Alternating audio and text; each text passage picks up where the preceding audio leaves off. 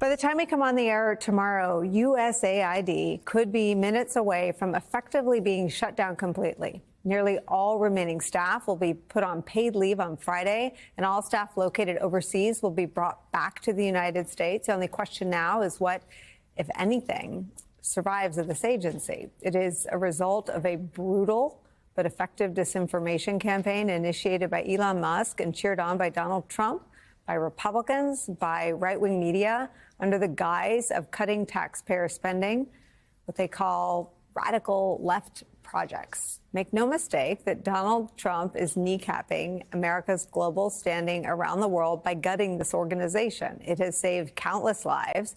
It increases goodwill around the world.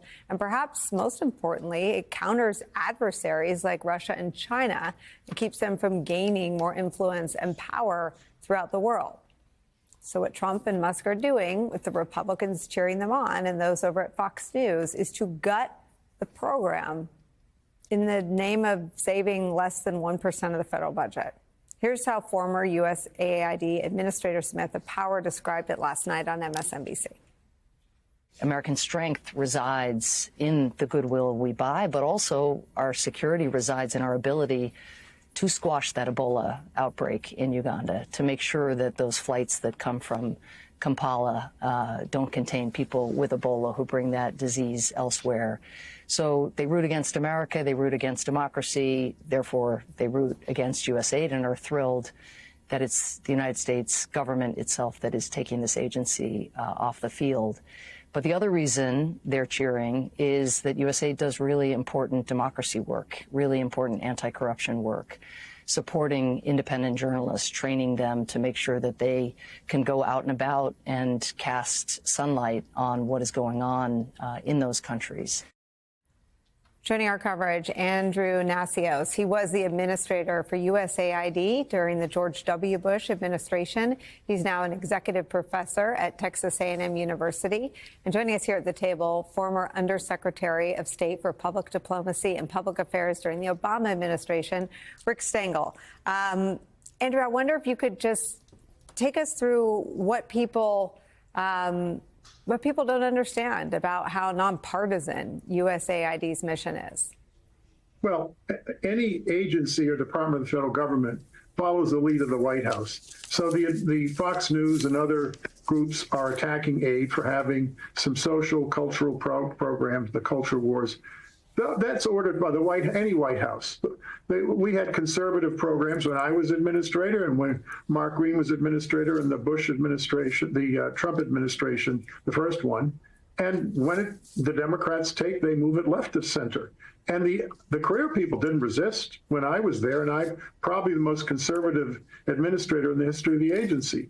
They showed me how to do it. I trusted them. I treated them respectfully. And they said, if you do it this way, you're going to get into trouble. If you do it this way, it's going to work. I reviewed every single program from the Clinton administration when I took over in 2001, and I ended dozens of programs, and I redirected them toward our priorities. That took a month. We did it quietly. The career people called a lot of the Clinton programs dogs because they didn't work, and they didn't even like them.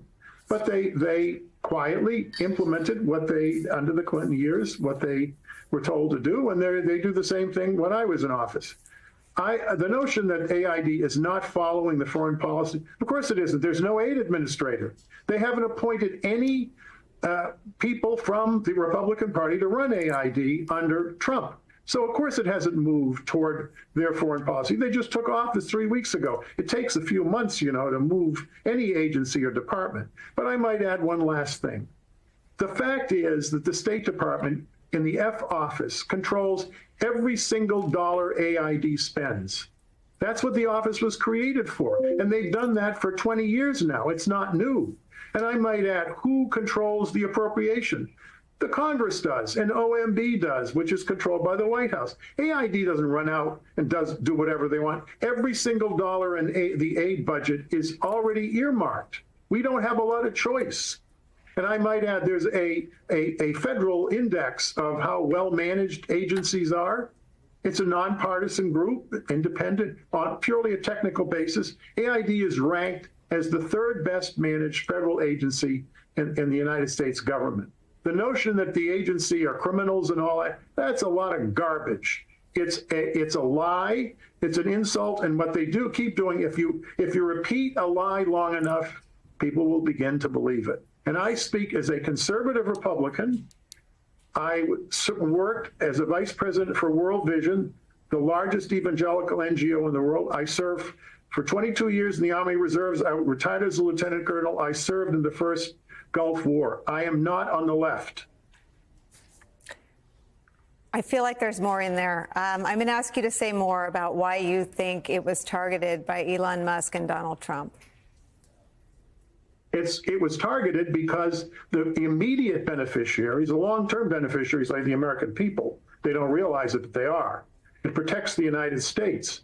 The reason that they targeted is it has a relatively weak constituency because the beneficiaries are in the global south. You don't see the programs. If you saw the programs, there'd be no one in the Congress voting against it. I know some far right-wing, very conservative senators and congressmen who are Republicans went to the South with Democrat and Republican administrations. They came back saying, I'm not going to oppose this anymore. I'm with this. Chris Wallace went with AID to Ukraine, said, I've never been a fan of foreign aid. He came back and said, I'll never criticize it again. I saw what they're doing. It's astonishing. I took some prominent conservatives to Afghanistan, and they came back and said the same thing, including Rush Limbaugh. And he said that publicly in his own program. When they see the programs, they support it. The reason that they went after them, it has a weak constituency. They wanted to make an example and show that they're in charge, they're in power, and they can crush our programs and our agency. And the consequence for the American people is we don't have an early warning system for disease anymore. There are 90 missions, 90 countries that have early warning systems that AID installed over the last couple of decades for disease outbreaks. We're not going to have that anymore. It's going to disappear. It's already shut down now. In my view, this is an enormous risk for the United States. You know what happens when famines take place? People start moving en masse. If we shut down the emergency programs and AID, which is what's happened, we are going to have famines across the globe, and guess where they're going to end up? In Europe and the United States. The people, when they start panicking, they start moving. In almost every famine that's taken place in the last 50 years, and we're going to pay the price later on.